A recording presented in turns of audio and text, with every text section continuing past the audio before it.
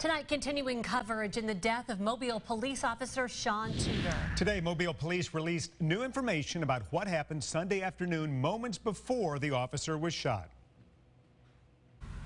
As Officer Tuder pulled into the parking lot of Peach Place, Mr. Perez approached his vehicle at a rapid rate.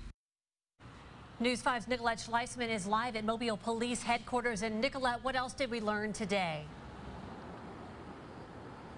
Well, Devin, we now know that Officer Sean Tuder was working undercover when he pulled into the Peach Place Inn and looking for Marco Perez.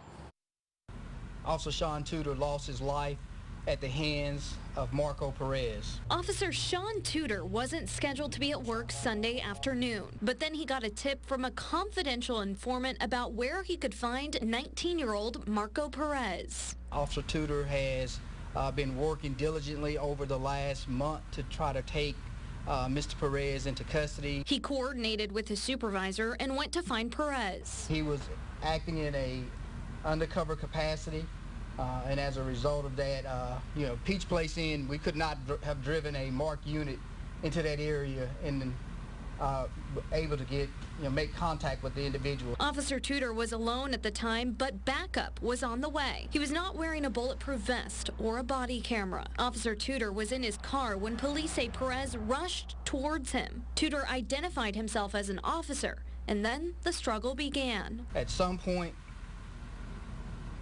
Marco Perez pulled a weapon and shot Officer Tuder multiple times.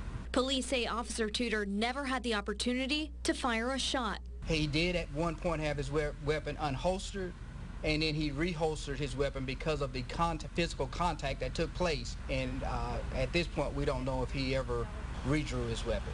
The chief says the other officers who then showed up had no idea Tuder had been shot. Officer Tuder made the ultimate sacrifice of giving his life to the citizens of this community.